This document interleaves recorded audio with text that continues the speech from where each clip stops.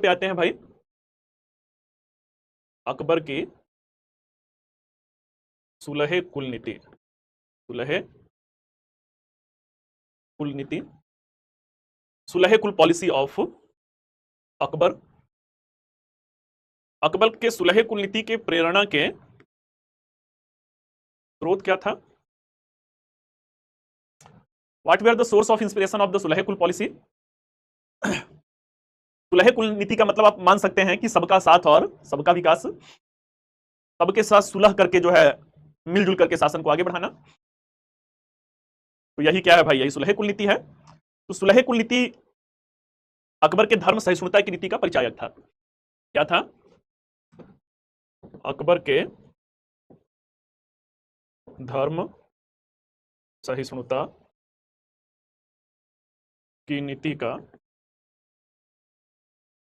परिचायक था। तो सुलह Kul policy, it was the religious tolerance policy of शहंशाह अकबर। उस दौर में बेटा मध्यकाल, जिसे इस्लाम का काल कहा जाता था, उस काल में जो है धर्म सहिष्णुता जैसा विचार ही रखना अपने आप में एक महान विचार कह सकते हैं। प्रेरणा का स्रोत क्या था भाई? तो प्रेरणा का स्रोत था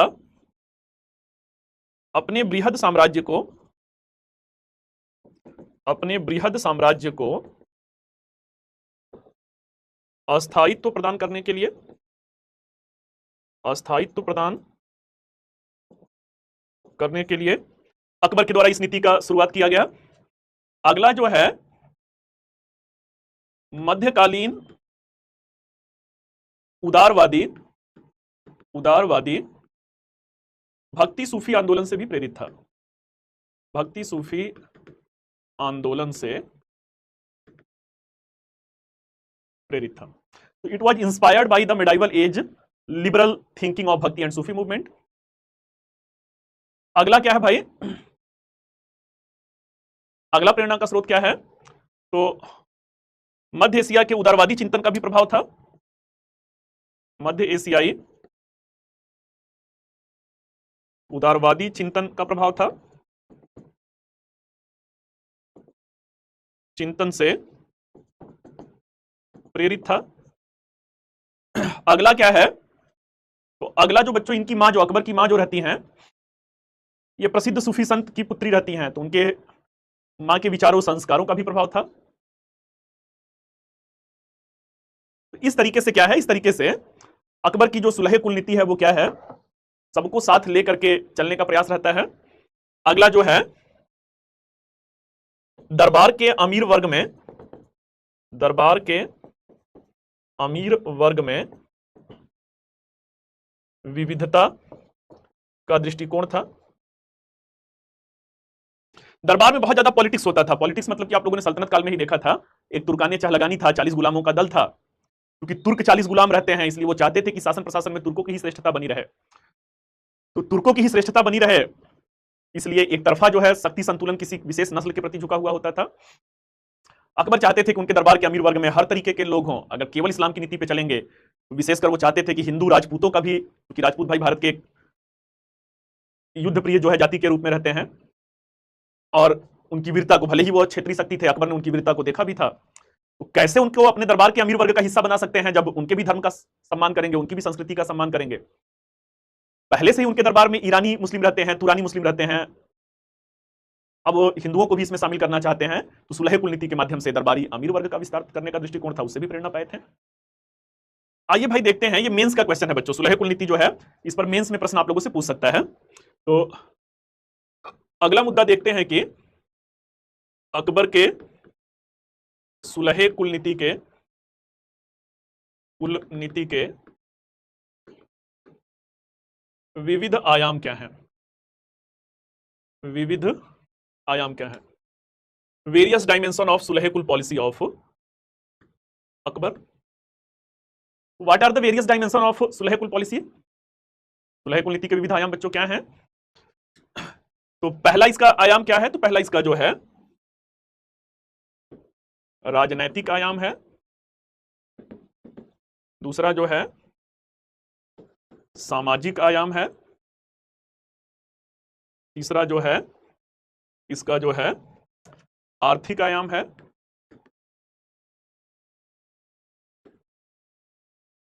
चौथा जो है धार्मिक सांस्कृतिक आयाम है। धार्मिक सांस्कृतिक आयाम है। तो इस तरीके से क्या है भाई, इस तरीके से जो है ये इसके वेरियस डायमेंशन है। तो अब बच्चों ये बताइए जो है कि हम लोग कर क्या रहे हैं, ये कुछ समझ में आ रहा है? जैसे पिछले वर्ष मेंस में देखे होंगे तो मेंस में उन्होंने सामंतवाद से प्रश्न पूछा हुआ है। सामंतवाद प्राचीन काल में मैंने उस पर भी लिखवाया हुआ था। तो ऐसे ही मेंस में ये क्वेश्चन पूछ सकते हैं कि अकबर की सुलह कुल, ये धर्म से जुड़ा हुआ मुद्दा है, ये मेंस का मुद्दा चल रहा है। मेंस में अगर आंसर लिखना हुआ सुलह कुल नीति पर एक लघु निबंध लिखे, मान लीजिए मैं प्रश्न लिख देता हूं। प्रश्न क्या है? तो प्रश्न जो है अकबर की सुलह कुल नीति से क्या तात्पर्य था? से क्या तात्पर्य था? सुलह कुल नीति के विविध आयामों पर चर्चा करते हुए, विविध आयामों पर चर्चा करते हुए सुलह कुल नीति के प्रेरणा के स्रोत पर कर लेते हैं। प्रेरणा के स्रोत पर चर्चा करते हुए सुलह कुल नीति के विविध आयाम मतलब डायमेंशन होता है बेटा, विविध आयामों, डायमेंशन को स्पष्ट करें, ये क्या है भाई? ये एक प्रश्न हो गया जो है। अब सुलह कुल नीति क्या है? सुलह कुल नीति से जो तात्पर्य है वो अकबर के धर्म सहिष्णुता की नीति का परिचायक था। सभी धर्म के लोगों को एक सूत्र में जोड़ करके शासन प्रशासन को आगे बढ़ाने का उद्देश्य था। ये बेटा क्या हो गया? ये तात्पर्य हो गया। पैराग्राफ चेंज कर दीजिएगा। प्रेरणा के स्रोत जो मैंने चर्चा किया 4 पॉइंट, उसे बता दीजिएगा। फिर पैराग्राफ चेंज कीजिएगा और पैराग्राफ चेंज करके छोटा छोटा पैराग्राफ आयाम का बना दीजिएगा। तो राजनैतिक आयाम क्या रहते हैं भाई? सुलह कुल नीति का राजनैतिक आयाम क्या रहता है? तो राजनैतिक आयाम हिंदुओं को अपने प्रशासन में उच्च मनसब प्रदान करते हुए दरबारी अमीर वर्ग की संरचना में विविधता का दृष्टिकोण था। विविधता का दृष्टिकोण था। जैसे कि मान सिंह के द्वारा उच्च मनसब प्रदान किया जाना, उच्च मनसब प्रदान किया जाना। मान सिंह के द्वारा नहीं, मान सिंह को जो है उच्च मनसब, पंच हजारी का मनसब जो है उनको दिया गया था। ये सुलह कुल नीति का इनका राजनीतिक आयाम है भाई, कि आम के आम और गुठलियों के दाम। धार्मिक रूप से उदार नीति अपना करके हर धर्म का सर्वमान्य जो है राजा के रूप में मान्यता प्राप्त करना, हिंदुओं को दरबार में उच्च मनसब प्रदान करके हिंदुओं का विश्वास जीतना, और साथ ही साथ क्या है, साथ ही साथ जो है अपने दरबारी अमीर वर्ग में विविधता का भी दृष्टिकोण रहता है। इसका सामाजिक आयाम बच्चों देखा जाए कि सामाजिक आयाम क्या है? सामाजिक आयाम क्या है? सोशल जो है डायमेंशन क्या है? तो सामाजिक आयाम के अंतर्गत जो है सामाजिक बुराइयों ऑब्लिग कुप्रथाओं को समाप्त करने के साथ साथ सामाजिक समरसता का दृष्टिकोण था। सामाजिक समरसता का दृष्टिकोण था या सामाजिक सद्भाव का दृष्टिकोण था। कौन सी बुराइयां थी बच्चों? तो सारा अपने अकबर के महत्वपूर्ण वर्ष में लिखा है। दास प्रथा की समाप्ति,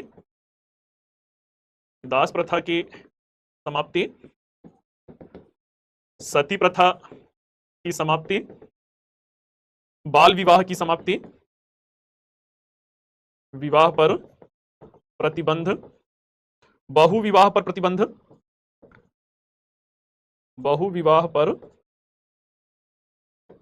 प्रतिबंध, तो ये सारे क्या रहते हैं, ये सारे जो है सामाजिक बुराइयां रहती हैं। अकबर ने उन्हें समाप्त किया बिना भेदभाव के कि हिंदुओं की प्रथा है इसमें हम अड़ंगा नहीं डालेंगे। अरे भाई ट्रिपल तलाक क्या है, आज ट्रिपल तलाक को समाप्त किया गया, महिलाओं की स्थिति मुस्लिम समाज में बेहतर हुई। अब उसे राजनीति मान लीजिए चाहे जो मान लीजिए, लेकिन बच्चों एक मुद्दा है कि मुस्लिम समाज की महिलाओं की स्थिति बेहतर हुई।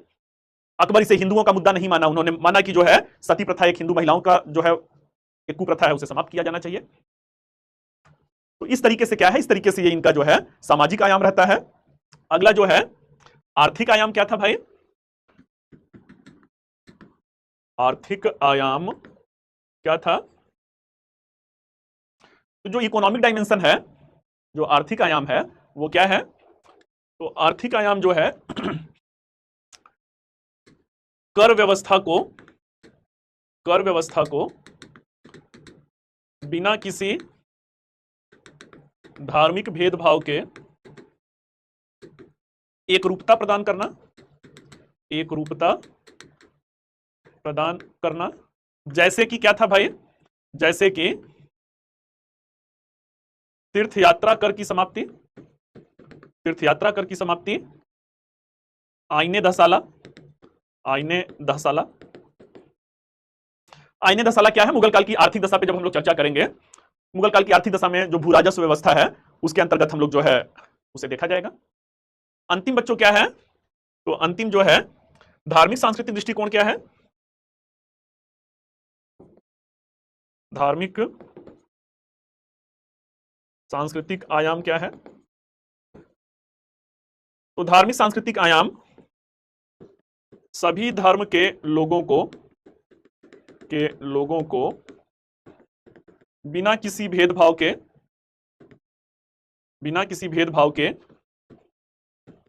एकता के सूत्र में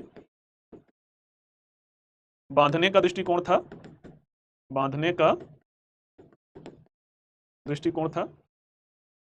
कोई भी धार्मिक रूप से भेदभाव नहीं करना है और सभी धर्म को एकता के सूत्र में जो है बांधने का दृष्टिकोण है। इसके अंतर्गत क्या होता है भाई, तो इसके अंतर्गत इबादत खाना की स्थापना, इसके अंतर्गत बच्चों और क्या होता है, सभी धर्मों की अच्छाइयों को मिलाकर, सभी धर्मों की अच्छाइयों को मिलाकर क्या है भाई, तो सभी धर्मों की अच्छाइयों को मिलाकर एक नवीन धर्म दीने इलाही की स्थापना, दीने इलाही की स्थापना। तो ये सुलह कुल नीति का जो है धार्मिक सांस्कृतिक आयाम हो गया। तो सारा बेटा मैंने लिख करके आपको मॉडल आंसर की तरह लिख करके समझाया जो है, क्योंकि प्राचीन और मध्यकाल अमूमन जो है प्री का ही मुद्दा है, कुछ ऐसा टॉपिक है जो ओवरलैप करता है। तो एक तरीके से अभी आंसर राइटिंग आप लोग का जब आर्ट एंड कल्चर स्टार्ट होगा तब हम लोग करेंगे। तो आइए ये क्या है, ये हम लोगों का जो है इस पर्टिकुलर क्वेश्चंस का जो है एक आंसर हुआ, मेंस के नजरिए से जो है हम लोगों का डिस्कशन हुआ। समझ में आया बेटा या पल्ले पड़ा या ऊपर से निकल गया, फटाफट बताइए। आज बेटा संडे है ना, आज भीड़ आई नहीं होगी, भीड़ जो है इसीलिए शांति है। वो जो बदमाश टाइप में होते हैं उनको पढ़ाई लिखाई से बहुत ज्यादा मतलब तो होता नहीं है, तो संडे को वो कहे होंगे कि संडे को पढ़ने का दिन थोड़ी होता है, संडे को बैठ करके मस्ती का दिन होता है, तो वो नहीं आए होंगे। जो पढ़ने में सीरियस हैं, सिंसियर हैं, अपने कैरियर को लेकर जागरूक हैं, वही संडे वनडे को एक्स्ट्रा क्लास में आते हैं। तो आप लोग बेटा जागरूक हैं, बहुत अच्छे हैं, इसीलिए आज कमेंट बॉक्स में, चैट बॉक्स में बहुत शांति है, बाकी कोई दूसरा कारण नहीं है। आइए भाई अकबर समाप्त हो गए, अब हम लोग कहां पे बढ़ते हैं, अब हम लोग जहांगीर पर आते हैं। कहां पर आते हैं, जहांगीर पर आते हैं। अकबर के बेटवा कौन थे, उनके बेटवा जो हैं जहांगीर रहते हैं। जहांगीर कब से कब तक हैं भाई, 1605 से 1627 ईस्वी तक हैं। जहांगीर के बचपन का नाम क्या है, बचपन का नाम जो है सलीम था, सलीम था। सलीम क्या थे, तो प्रसिद्ध सूफी संत हैं, प्रसिद्ध सूफी संत शेख सलीम चिश्ती हैं, शेख सलीम चिश्ती के आशीर्वाद से पैदा हुए थे। आशीर्वाद से अकबर को पुत्र रत्न प्राप्त हुआ था, कोई बेटा आप लोगों में बता सकता है कि शेख सलीम चिश्ती की जो दरगाह है वो कहाँ पे है? अनारकली बेटा वो जो है वो मिथ है। अनारकली कोई सच्चाई मतलब वास्तविकता में वो एक उसे क्या कहा जा सकता है, एक फैंटेसी है। अनारकली की कोई ऐतिहासिक सच्चाई जो है वो नहीं मिलता है। जिस तरह से पृथ्वीराज चौहान और संयोगिता की प्रेम कहानी थी, वो भी बस केवल चंद्रबरदाई की पृथ्वीराज रासों में, उसके अलावा और कहीं भी उसका जिक्र जो है वो नहीं मिलता है। तो अकबर की जो रहती है राजधानी वो कहां पे है भाई? वो फतेहपुर सिकरी में है। वहीं पर प्रसिद्ध सूफी संत शेख सलीम चिश्ती का दरगाह रहता है। अकबर कौन थे भाई? अकबर जो हैं शहंशाह हिंदुस्तान रहते हैं। शहंशाह हिंदुस्तान एक चिश्ती के दरगाह पर शहंशाह बनकर के नहीं, बल्कि एक फरियादी बनकर जाते हैं। और एक फरियादी बनकर के जाते हैं भाई, तो नंगे पैर जाते हैं। नंगे पैर जाकर के सलीम चिश्ती के दरबार पर मत्था टेकते हैं और शीश झुका करके कहते हैं कि तो अपनी फरियाद रखते हैं, और फरियाद में इनको आशीर्वाद मिलता है और उस आशीर्वाद से इनको पुत्र रत्न की प्राप्ति होती है। एक बेटा हम लोगों के यहाँ कहावत जो है, भोजपुरी में कहावत कहा जाता है, जतन का पत्तन लुटावन के राम। जतन के पत्तन मीन्स जिसका जितना जतन होता है उसका उतना पतन होता है। लुटावन के राम मीन्स जिसका कोई नहीं होता है उसके भगवान होते हैं। अरे एक अकबर भी रहते हैं भाई। अकबर क्या रहते हैं? जब दूध के दांत होते हैं, खेलने के, मौज मस्ती के, जब इनके अकबर के वालिद जो हैं हुमायूं साहब का जब निधन होता है, उनका इंतकाल होता है, तो अकबर मात्र 13 साल 8 महीना के होते हैं। 13 साल 8 महीना का लड़का कहां पे था भाई? तो 13 साल 8 महीने का लड़का जो है अंगारों से खेल रहा होता है, युद्ध के मैदान पर काला नौर में दुश्मनों से लड़ रहा होता है। तो बेटा वो सुने ना, वसुधा का नेता कौन हुआ, विश्व विजेता कौन हुआ, अतुलित बल क्रेता कौन हुआ? जो संघर्षों से लड़ा है बेटा, जो पत्थर का सीना चीर करके आगे बढ़ने का दमखम रखा है, वही जग में अपना नाम किया है। तो इस तरह से क्या है भाई, इस तरीके से जो है अकबर भारतीय इतिहास के, मुगलों के नहीं बेटा, भारतीय इतिहास के एक महान शासक के रूप में जाने गए। और जो है यहां पर जहांगीर क्या होते हैं? जहांगीर बड़े मान मनोबल से पैदा हुए थे। मान मनोबल से पैदा हुए थे, तो अकबर इनको दुनिया की हर खुशी देने का जतन किए हुए थे। अकबर की तो शिक्षा भी भाई संस्थागत शिक्षा भी नहीं हो पाई थी। संस्थागत शिक्षा मींस की इंस्टीट्यूशनल ट्रेनिंग भी नहीं हो पाया था। और जहांगीर के लिए इन्होंने घर पे ही पुर्तगालियों को उनका शिक्षक बनाया था। जो क्लासिकल लैंग्वेज है उसके लिए जो है, तालीम के लिए जो है, कई तरीके के जो हैं। हाँ बेटा, मेरा मूड जो है ना, कुछ जो आते हैं ना बिना सिर पैर वाले, जो अपना वो रखते रहते हैं सुझाव जो है, कभी कभी वही इरिटेट कर देते हैं, मतलब जैसे होता है ना। और दूसरा होता है बेटा, सुबह से शाम क्लास लगी होती है, संडे कोई क्लास है नहीं, बस आप ही लोगों से मिलना था, तो चला आया। बाकी दिन भर जो है लेते लेते ना थोड़ा सा बेटा जो है हिला रहता है। तो कहने का अर्थ ये है कि सलीम बड़े नाजो नखरों में पले बढ़े हुए थे। नाजो नखरों में पले बढ़े हुए थे, तो बचपन से एक लत लग गया था। वो लत क्या रहता है? तो वो लत जो है शराब की लत होता है, मदिरा का लत होता है।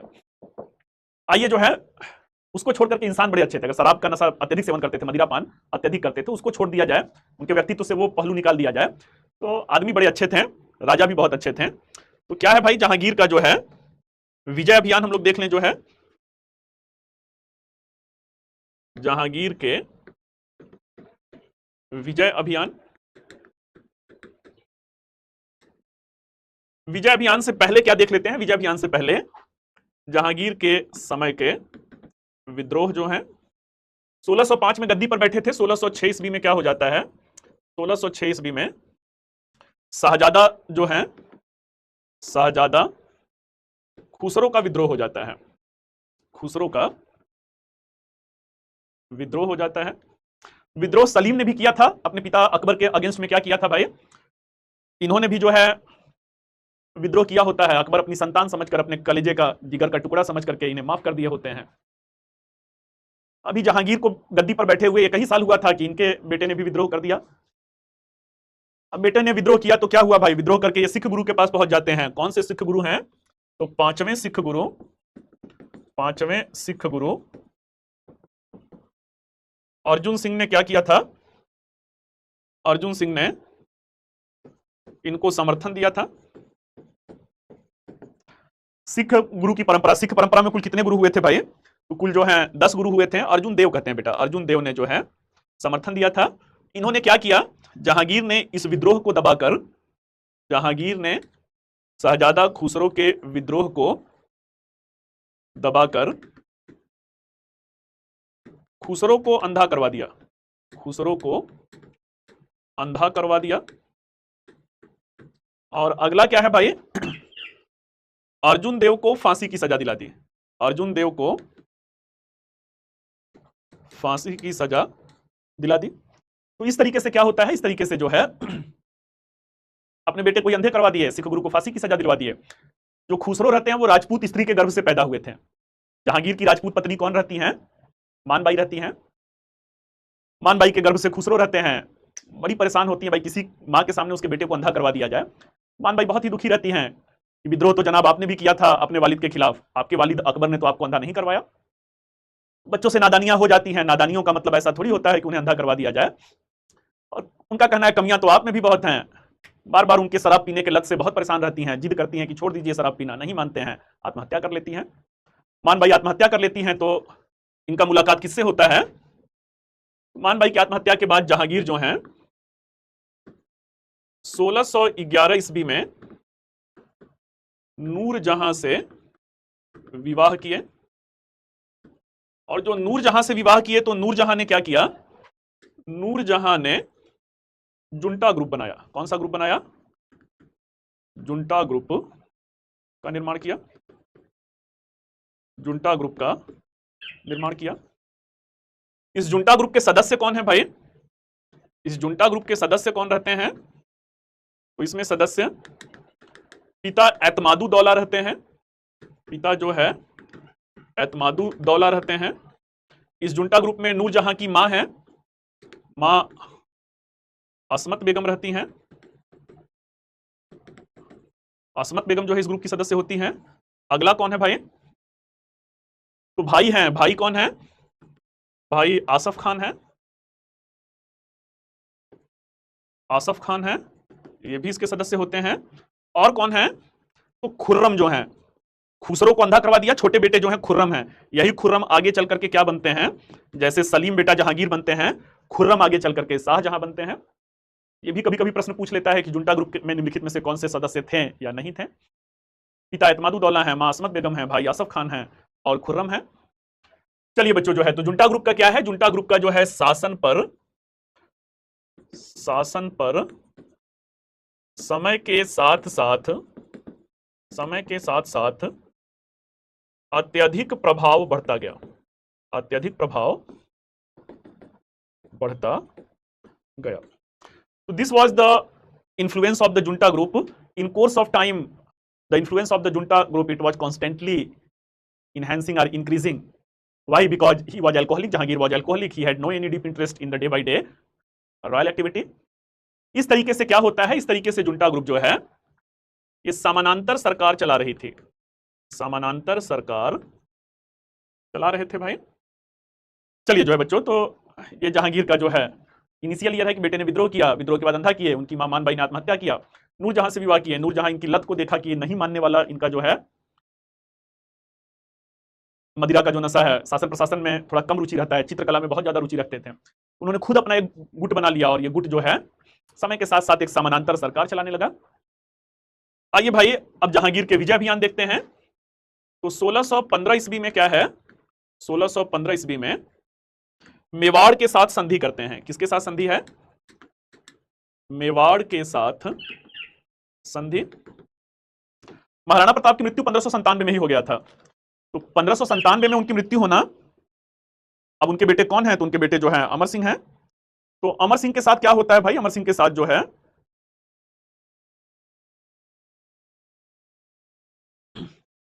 मेवाड़ के साथ संधि, और किसके साथ संधि करते हैं, महाराणा प्रताप के पुत्र हैं अमर सिंह के साथ संधि करते हैं। अगला जो है 1617 ईस्वी में क्या करेंगे, तो 1617 ईस्वी में 1617 ईस्वी में अहमदनगर की विजय करेंगे। अहमदनगर की विजय करेंगे।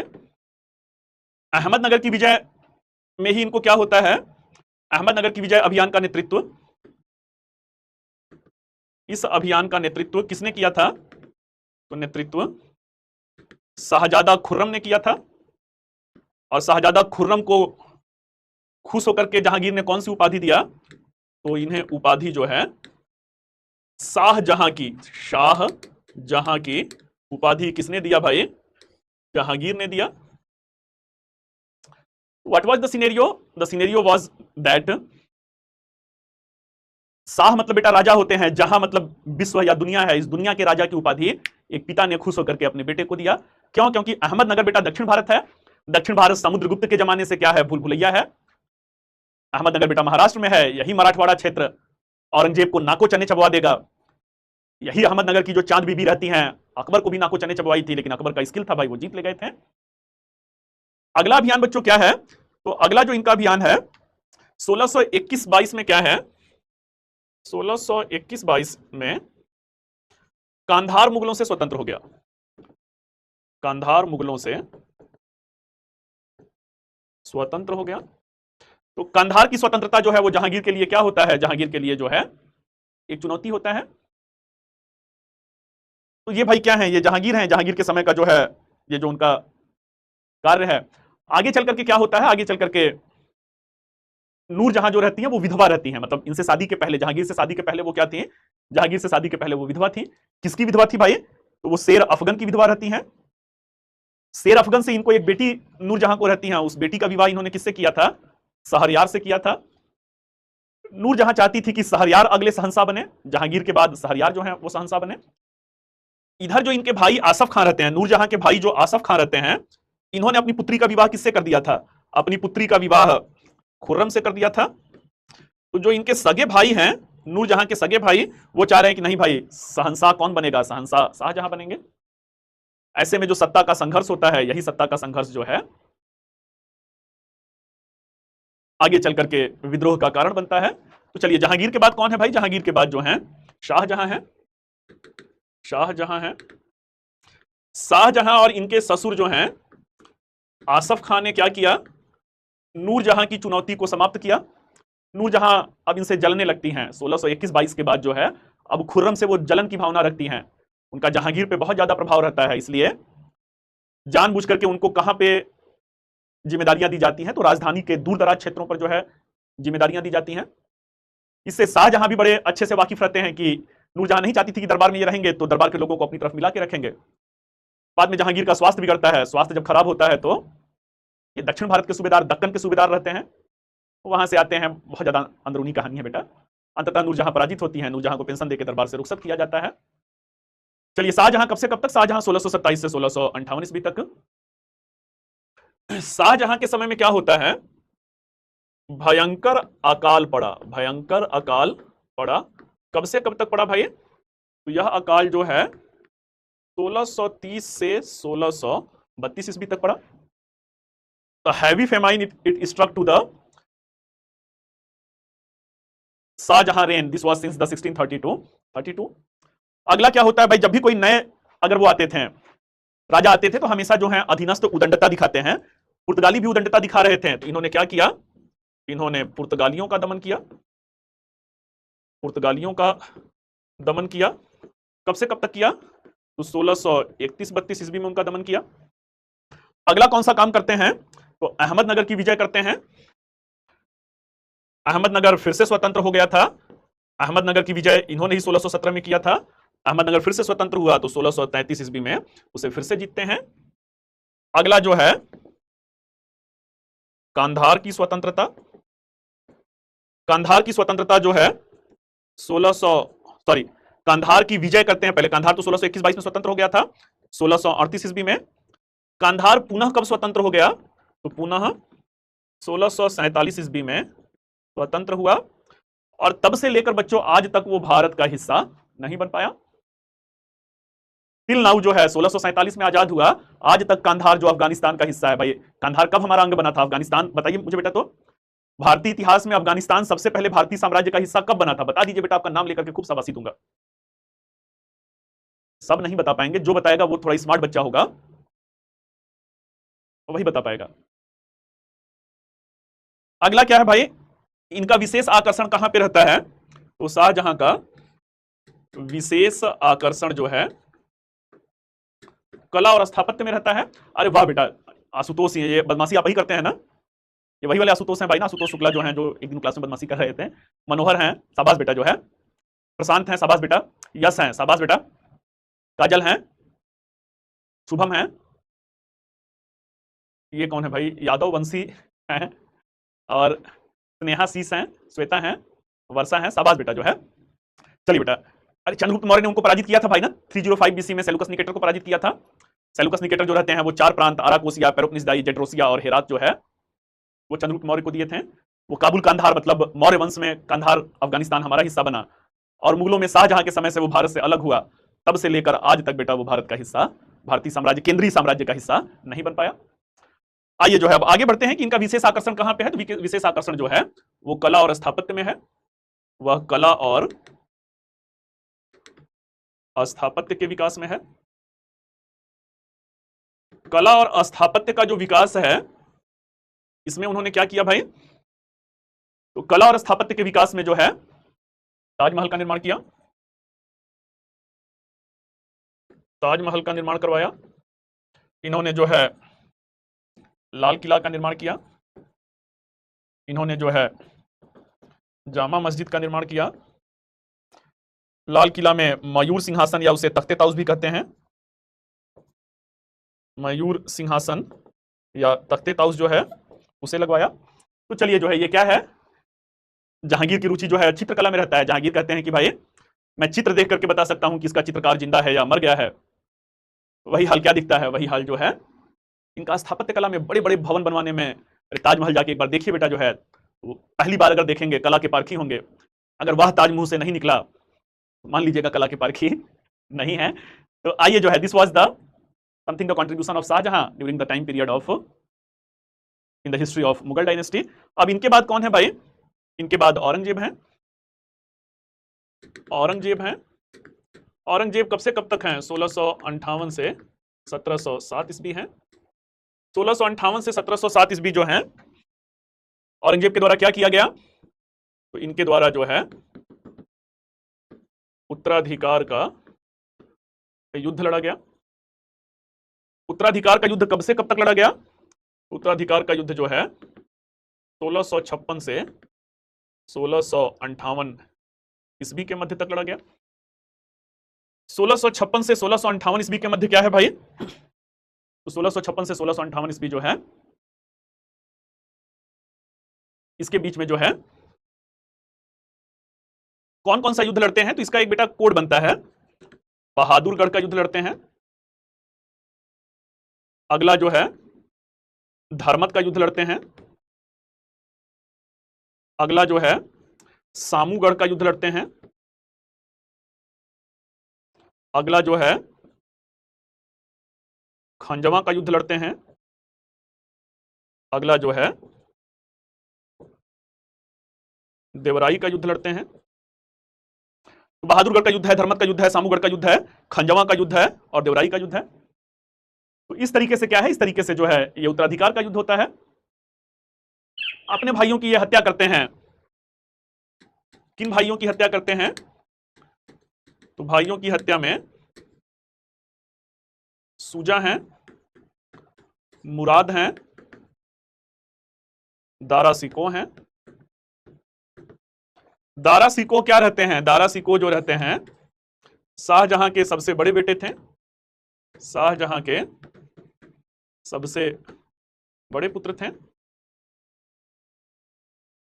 शाहजहां के जो सबसे बड़े पुत्र हैं, तो इस तरीके से क्या है भाई, इस तरीके से जो है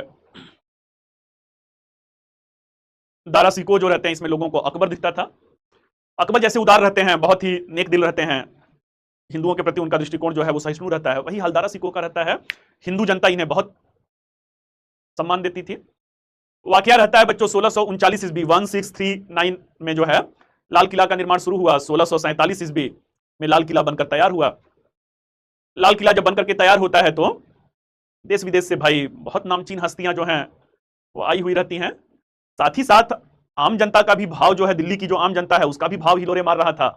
वो भी अपने राजा का एक दीदार करने के लिए चांदनी चौक की सड़कों पर लोगों का हुजूम उमड़ा हुआ था। सब लोग खासम खास के जो हैं खैर मकदम में व्यस्त होते हैं।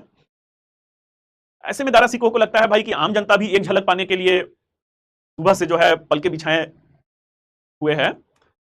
चांदी के सिक्के बोरियों में भरवाते हैं, चांदी के सिक्के बोरियों में भरवाते हैं, रथ पर बैठते हैं, सब लोग खासम खास के ही खैर मकदम में व्यस्त हैं। दारा सिकोह आम जनता में जाकर चांदी के सिक्के लुटा करके लोगों के जश्न में शरीक हो रहे थे। तो इस तरीके से क्या है, इस तरीके से जो है अपनी जनता के बहुत दुलारे होते हैं। औरंगजेब इनको भी मार डालता है।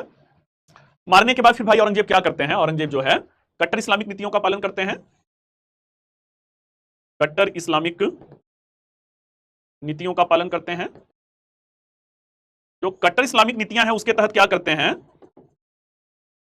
तो उसके तहत जो है इन्होंने क्या किया, हिंदू मंदिरों को तोड़वाना शुरू करते हैं। सुन्नी मुसलमान के रूप में रहते हैं तो 5 वक्त के जो है पाबंद नमाजी रहते हैं और इस्लामिक नीतियों को जो है आरोपित करना शुरू करते हैं। साम्राज्य विस्तार में कहां पर जाकर के फंस जाते हैं, तो साम्राज्य विस्तार में दक्षिण भारत में जाकर के फंस जाते हैं। दक्षिण भारत के मराठवाड़ा क्षेत्र में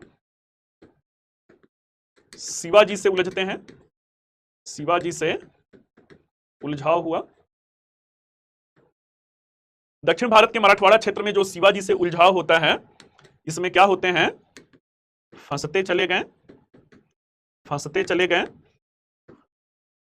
मराठवाड़ा क्षेत्र पर नियंत्रण हेतु क्या किया भाई, मराठवाड़ा क्षेत्र पर नियंत्रण हेतु गोलकुंडा की विजय करते हैं। बीजापुर और गोलकुंडा की विजय करते हैं। बीजापुर को 1686 में जीता और गोलकुंडा को 1687 ईस्वी में विजय किया। नीति क्या रहती है भाई, नीति यह रहती है कि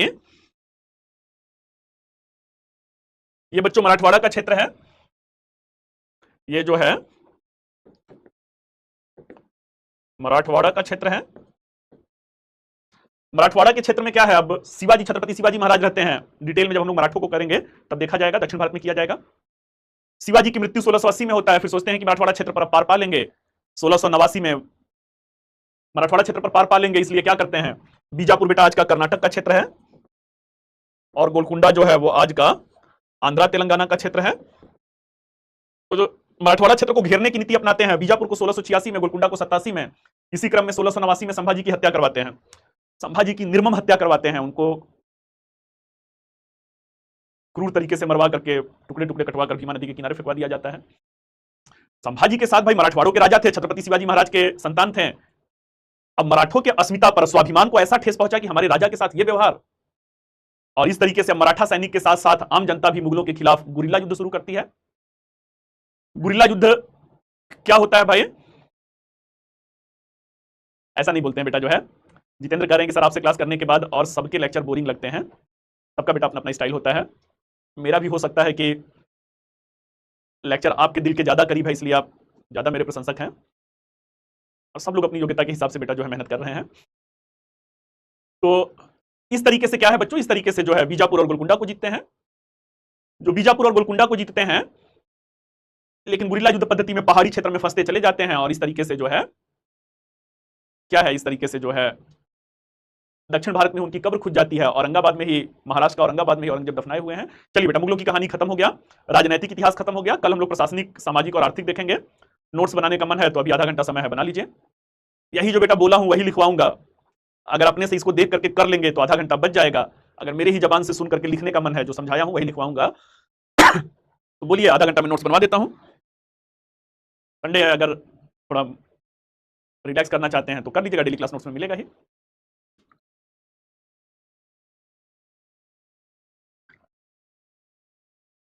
नहीं सर, हम लोग खुद से लिख लेंगे, बढ़िया बेटा जो है। तो एक एक लाइन बेटा अच्छे से समझाया हूं, तो आप कर लीजिएगा। और बना लेंगे ना, ठीक है बेटा जो है। तो चलिए जो है यहीं पे हम लोग क्या करते हैं, यहीं पे हम लोग क्लास को जो है एंड करेंगे। अगर कोई आपका डाउट ना हो तो, अगर कोई डाउट है बेटा तो फटाफट उसे रेज कीजिए।